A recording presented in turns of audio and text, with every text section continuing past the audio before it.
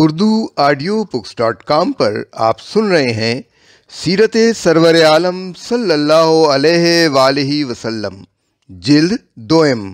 تالیف مولانا سید ابوالعلا مودودی، آواز وجیح احمد صدیقی، پروڈیوسر اظہر نیاز۔ باب 11، حصہ 5، مظلوم مسلمانوں کو دعائے نصرت کی تلقین۔ معراج ہی کے موقع پر سورہ بقرہ کی آخری آیتیں رسول اللہ صلی اللہ علیہ وآلہ وسلم کو عطا کی گئیں۔ جیسا کہ ہم اس سے پہلے حضرت عبداللہ بن مسعود رضی اللہ تعالیٰ عنہ کی روایت سے نقل کر چکے ہیں، ان آیات کا اختتام اس دعا پر ہوتا ہے: ربنا لا تؤاخذنا ان نسینا او اخطانا فانصرنا علی القوم الکافرین۔ اے ہمارے رب، ہم سے اگر بھول چوک میں کچھ قصور ہو گئے ہوں تو ان پر گرفت نہ کر۔ مالک، ہم پر وہ بوجھ نہ ڈال جو تو نے ہم سے پہلے لوگوں پر ڈالے تھے۔ پروردگار، جس بار کو اٹھانے کی طاقت ہم میں نہیں ہے وہ ہم پر نہ رکھ، ہمارے ساتھ نرمی کر، ہم سے درگزر فرما، ہم پر رحم کر، تو ہمارا مولا ہے، پس کافروں کے مقابلے میں ہماری مدد کر۔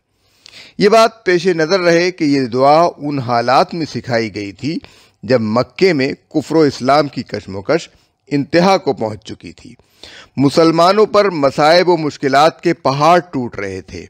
بلکہ سرزمین عرب میں کوئی جگہ ایسی نہ تھی جہاں کسی بندے خدا نے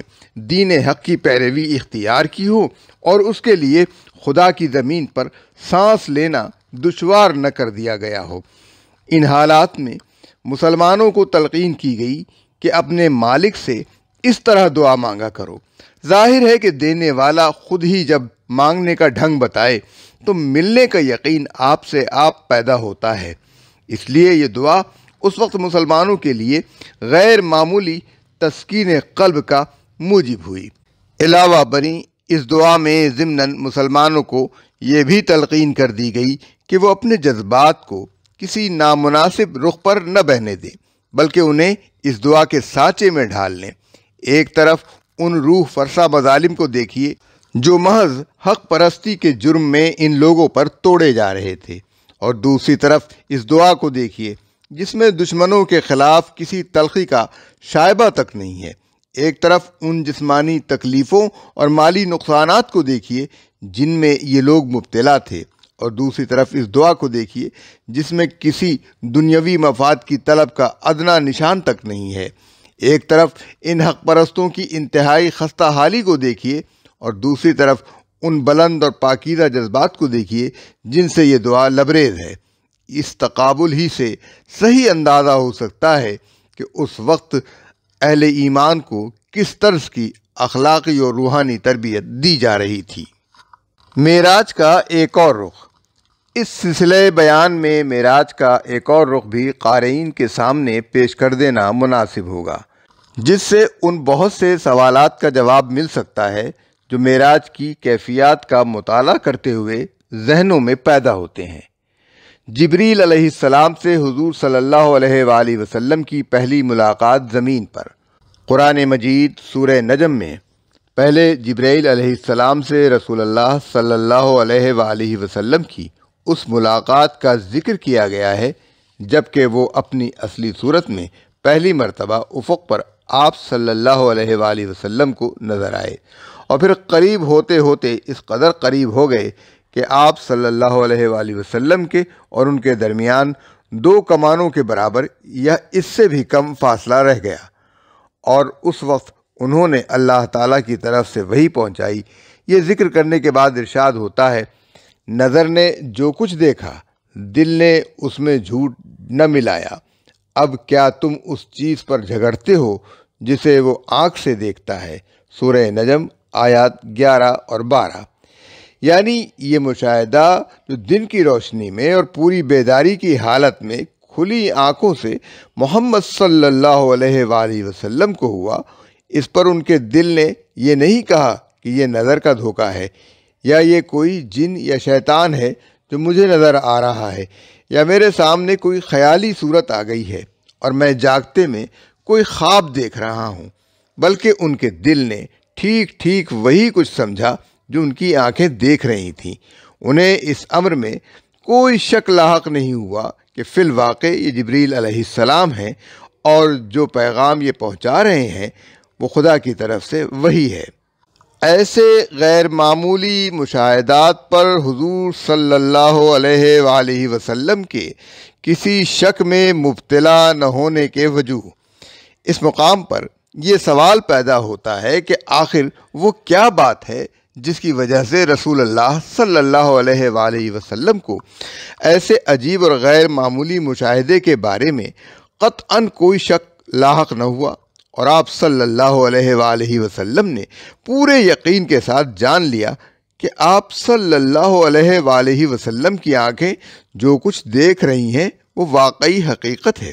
کوئی خیالی ہیولا نہیں ہے اور کوئی جن یا شیطان بھی نہیں ہے۔ اس سوال پر جب ہم غور کرتے ہیں تو اس کے 5 وجوہ ہماری سمجھ میں آتے ہیں۔ ایک یہ کہ وہ خارجی حالات جن میں مشاہدہ ہوا تھا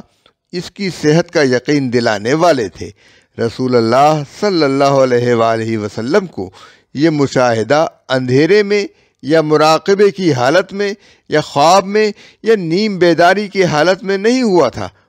بلکہ صبح روشن طلوع ہو چکی تھی۔ آپ پوری طرح بیدار تھے، کھلی فضا میں اور دن کی پوری روشنی میں اپنی آنکھوں سے یہ منظر ٹھیک اسی طرح دیکھ رہے تھے جس طرح کوئی شخص دنیا کے دوسرے مناظر دیکھتا ہے۔ اس میں اگر شک کی گنجائش ہو تو ہم دن کے وقت دریا، پہاڑ، آدمی، مکان، غرض جو کچھ بھی دیکھتے ہیں وہ سب بھی پھر مشکوک اور نظر کا دھوکہ ہی ہو سکتا ہے۔ دوسرے یہ کہ آپ صلی اللہ علیہ وآلہ وسلم کی اپنی داخلی حالت بھی اس کی صحت کا یقین دلانے والی تھی۔ آپ صلی اللہ علیہ وآلہ وسلم پوری طرح اپنے ہوش و حواس میں تھے۔ پہلے سے آپ صلی اللہ علیہ وآلہ وسلم کے ذہن میں اس طرح کا سرے سے کوئی خیال نہ تھا کہ آپ کو ایسا کوئی مشاہدہ ہونا چاہیے یا ہونے والا ہے۔ ذہن اس فکر سے اور اس کی تلاش سے بالکل خالی تھا، اور اس حالت میں اچانک آپ صلی اللہ علیہ وآلہ وسلم کو اس معاملے سے سابقہ پیش آیا۔ اس پر یہ شک کرنے کی کوئی گنجائش نہ تھی کہ آنکھیں کسی حقیقی منظر کو نہیں دیکھ رہی ہیں، بلکہ ایک خیالی ہیولا سامنے آ گیا ہے۔ تیسرے یہ کہ جو ہستی ان حالات میں آپ صلی اللہ علیہ وآلہ وسلم کے سامنے آئی تھی وہ ایسی عظیم اور ایسی شاندار، ایسی حسین اور اس قدر منور تھی کہ نہ آپ کے وہم و خیال میں کبھی اس سے پہلے ایسی ہستی کا تصور آیا تھا جس کی وجہ سے آپ صلی اللہ علیہ وآلہ وسلم کو گمان ہوتا کہ وہ آپ صلی اللہ علیہ وآلہ وسلم کے اپنے خیال کی آفریدہ ہے، اور نہ کوئی جن شیطان اس شان کا ہو سکتا ہے کہ آپ صلی اللہ علیہ وآلہ وسلم اسے فرشتے کے سوا کچھ اور سمجھتے۔ حضرت عبداللہ بن مسعود رضی اللہ تعالی عنہ کی روایت ہے کہ رسول اللہ صلی اللہ علیہ وآلہ وسلم نے فرمایا، میں نے جبرائیل علیہ السلام کو اس صورت میں دیکھا کہ ان کے 600 بازو تھے۔ مسند احمد۔ ایک دوسری روایت میں ابن مسعود رضی اللہ تعالی عنہ مزید تشریح کرتے ہیں کہ جبرائیل علیہ السلام کا ایک ایک بازو اتنا عظیم تھا کہ افق پر چھایا ہوا نظر آتا تھا۔ مسند احمد۔ اللہ تعالیٰ خود ان کی شان کو شدید القوا اور ذو مرہ کے الفاظ میں بیان فرمایا ہے۔ چوتھے یہ کہ جو تعلیم وہ ہستی دے رہی تھی وہ بھی اس مشاہدے کی صحت کا اطمینان دلانے والی تھی۔ اس کے ذریعے سے اچانک جو علم اور تمام کائنات کے حقائق پر حاوی علم آپ صلی اللہ علیہ وآلہ وسلم کو ملا، اس کا تصور پہلے سے آپ صلی اللہ علیہ وآلہ وسلم کے ذہن میں نہ تھا کہ آپ صلی اللہ علیہ وآلہ وسلم اس پر شبہ کرتے کہ یہ میرے ہی خیالات ہیں جو مرتب ہو کر میرے سامنے آ گئے ہیں۔ اسی طرح اس علم پر یہ شک کرنے کی بھی کوئی گنجائش نہ تھی کہ شیطان اس شکل میں آ کر آپ صلی اللہ علیہ وآلہ وسلم کو دھوکہ دے رہا ہے، کیونکہ شیطان کا یہ کام آخر کب ہو سکتا ہے اور کب اس نے یہ کام کیا ہے کہ انسان کو شرک و بت پرستی کے خلاف توحید خالص کی تعلیم دے، آخرت کی بات پرس سے خبردار کرے، جاہلیت اور اس کے طور طریقوں سے بیدار کرے، فضائل اخلاق کی طرف دعوت دے، اور ایک شخص سے یہ کہے کہ نہ صرف تو خود اس تعلیم کو قبول کر بلکہ ساری دنیا سے شرک اور ظلم اور فسق و فجور کو مٹانے اور ان برائیوں کی جگہ توحید اور عدل اور تقوی کی بھلائیاں قائم کرنے کے لیے اٹھ کھڑا ہو۔ پانچویں اور سب سے اہم وجہ یہ ہے کہ اللہ تعالیٰ جب کسی شخص کو اپنی نبوت کے لیے چن لیتا ہے تو اس کے دل کو شکوک و شبہات اور وساوس سے پاک کر کے یقین و اذعان سے بھر دیتا ہے۔ اس حالت میں اس کی آنکھیں جو کچھ دیکھتی ہیں اور اس کے کان جو کچھ سنتے ہیں، اس کی صحت کے متعلق کوئی ادنا سا تردد بھی اس کے ذہن میں پیدا نہیں ہوتا۔ وہ پورے شرح صدر کے ساتھ ہر اس حقیقت کو قبول کر لیتا ہے جو اس کے رب کی طرف سے اس پر منکشف کی جاتی ہے، خواہ وہ کسی مشاہدے کی شکل میں ہو جو اسے آنکھوں سے دکھایا جائے، یا الہامی علم کی شکل میں ہو جو اس کے دل میں ڈالا جائے، یا پیغام وحی کی شکل میں ہو جو اس کو لفظ بلفظ سنایا جائے۔ ان تمام صورتوں میں پیغمبر کو اس امر کا پورا شعور ہوتا ہے کہ وہ ہر قسم کی شیطانی مداخلت سے قطعی محفوظ و مامون ہے، اور جو کچھ بھی اس تک کسی شکل میں پہنچ رہا ہے وہ ٹھیک ٹھیک اس کے رب کی طرف سے ہے۔ تمام خداداد احساسات کی طرح پیغمبر کا یہ شعور و احساس بھی ایک ایسی یقینی چیز ہے جس میں غلط فہمی کا کوئی امکان نہیں۔ جس طرح مچھلی کو اپنے تیراک ہونے کا، پرندے کو اپنے پرندہ ہونے کا اور انسان کو اپنے انسان ہونے کا احساس بالکل خداداد ہوتا ہے، اور اس میں غلط فہمی کا کوئی شائبہ نہیں ہو سکتا، اسی طرح پیغمبر کو اپنے پیغمبر ہونے کا احساس بھی خداداد ہوتا ہے۔ اس کے دل میں کبھی ایک لمحے کے لیے بھی یہ وسوسہ نہیں آتا کہ شاید اسے پیغمبر ہونے کی غلط فہمی لاحق ہو گئی ہے۔ جبرائیل علیہ السلام سے دوسری ملاقات سدرۃ المنتہا پر۔ اس کے بعد اسی سورہ میں ارشاد ہوتا ہے، اور ایک مرتبہ پھر اس نے سدرۃ المنتہا کے پاس اس کو دیکھا جہاں پاس ہی جنت المأویٰ ہے۔ اس وقت سدرہ پر چھا رہا تھا جو کچھ چھا رہا تھا، نگاہ نہ چندھیائی نہ حد سے متجاوز ہوئی، اور اس نے اپنے رب کی بڑی بڑی نشانیاں دیکھیں۔ سورہ نجم آیات 13 تا 18۔ یہ جبرائیل علیہ السلام سے نبی صلی اللہ علیہ وآلہ وسلم کی دوسری ملاقات کا ذکر ہے، جس میں وہ آپ صلی اللہ علیہ وآلہ وسلم کے سامنے اپنی اصلی صورت میں نمودار ہوئے۔ اس ملاقات کا مقام سدرۃ المنتہا بتایا گیا ہے، اور ساتھ ہی یہ فرمایا گیا ہے کہ اس کے قریب جنت المأویٰ ہے۔ سدرۃ المنتہا، سدرہ عربی زبان میں بیری کے درخت کو کہتے ہیں، اور منتہا کے معنی ہے آخری سرا۔ سدرۃ المنتہا کے لغوی معنی ہے بیری کا وہ درخت جو آخری یا انتہائی سرے پر واقع ہے۔ علامہ آلوسی نے روح المعانی میں اس کی تشریح یہ کی ہے کہ اس پر ہر عالم کا علم ختم ہو جاتا ہے، آگے جو کچھ ہے اسے اللہ کے سوا کوئی نہیں جانتا۔ قریب قریب یہی تشریح ابن جریر نے اپنی تفسیر میں اور ابن اسیر نے النہایہ فی الغریب الحدیث والعصر میں کی ہے۔ ہمارے لیے یہ جاننا مشکل ہے کہ اس عالم مادی کی آخری سرحد پر وہ بیری کا درخت کیسا ہے، اور اس کی حقیقی نوعیت و کیفیت کیا ہے۔ یہ کائنات خداوندی کے وہ اسرار ہیں جن تک ہماری فہم کی رسائی نہیں ہے۔ بہرحال وہ کوئی ایسی ہی چیز ہے جس کے لیے انسانی زبان کے الفاظ میں سدرہ سے زیادہ موزوں لفظ اللہ تعالیٰ کے نزدیک اور کوئی نہ تھا۔ جنت المأویٰ،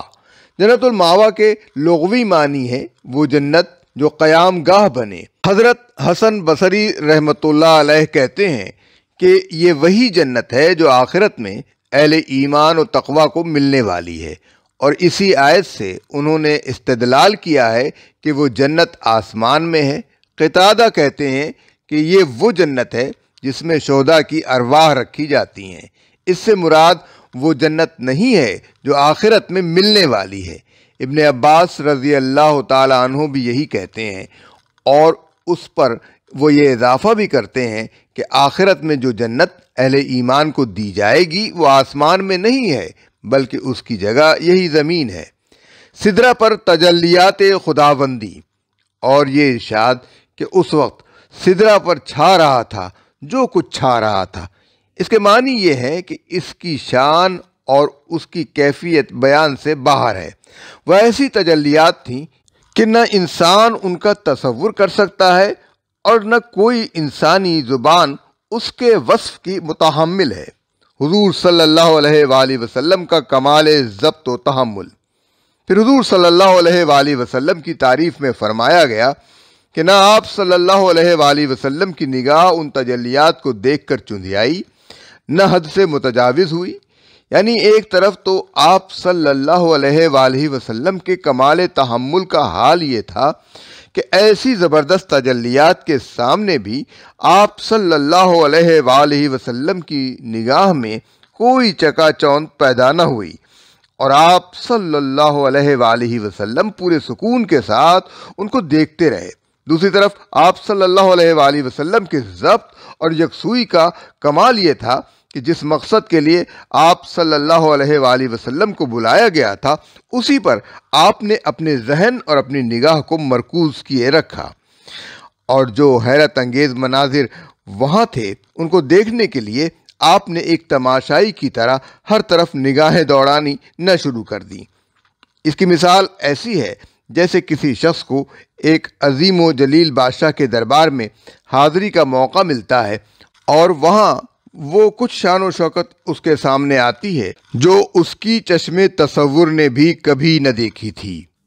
اب اگر وہ شخص کم ظرف ہو تو وہاں پہنچ کر بھونچکا رہ جائے گا، اور اگر آداب حضوری سے ناآشنا ہو تو مقام شاہی سے غافل ہو کر دربار کی سجاوٹ کا نظارہ کرنے کے لیے ہر طرف مڑ مڑ کر دیکھنے لگے گا۔ لیکن ایک عالی ظرف، ادب آشنا اور فرض شناس آدمی نہ تو وہاں پہنچ کر مبہوت ہوگا اور نہ دربار کا تماشا دیکھنے میں مشغول ہو جائے گا، بلکہ وہ پورے وقار کے ساتھ حاضر ہوگا اور اپنی ساری توجہ اس مقصد پر مرتکز رکھے گا جس کے لیے دربار شاہی میں اس کو طلب کیا گیا ہے۔ حضور صلی اللہ علیہ وآلہ وسلم کی یہی خوبی ہے جس کی تعریف اس آیت میں کی گئی ہے۔ کیا حضور صلی اللہ علیہ وآلہ وسلم نے اللہ تعالیٰ کو دیکھا تھا؟ آخری آیت میں فرمایا کہ آپ صلی اللہ علیہ وآلہ وسلم نے اپنے رب کی بڑی بڑی نشانیاں دیکھیں۔ یہ آیت اس امر کی تصریح کرتی ہے کہ رسول اللہ صلی اللہ علیہ وآلہ وسلم نے اللہ تعالیٰ کو نہیں بلکہ اس کی عظیم الشان آیات نشانیوں کو دیکھا تھا، اور چونکہ سیاق و سباق کی روح سے یہ دوسری ملاقات بھی اسی ہستی سے ہوئی تھی جس سے پہلی ملاقات ہوئی، اس لیے لامحالہ یہ ماننا پڑے گا کہ افق اعلیٰ پر جس کو آپ صلی اللہ علیہ وآلہ وسلم نے پہلی مرتبہ دیکھا تھا اور جو قریب آتے آتے بس 2 کمان یا اس سے بھی کم فاصلے پر آ گیا تھا، وہ بھی اللہ نہ تھا، اور دوسری مرتبہ سدرۃ المنتہا کے پاس جس کو دیکھا وہ بھی اللہ نہ تھا۔ اگر آپ صلی اللہ علیہ وآلہ وسلم نے ان مواقع میں سے کسی موقع پر بھی اللہ جل شانہ کو دیکھا ہوتا تو یہ اتنی بڑی بات تھی کہ یہاں ضرور اس کی تصریح کر دی جاتی۔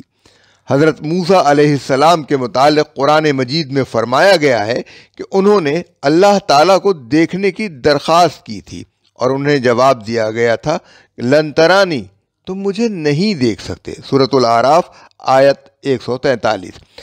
اب یہ ظاہر ہے کہ یہ شرف جو حضرت موسیٰ علیہ السلام کو عطا نہیں کیا گیا تھا،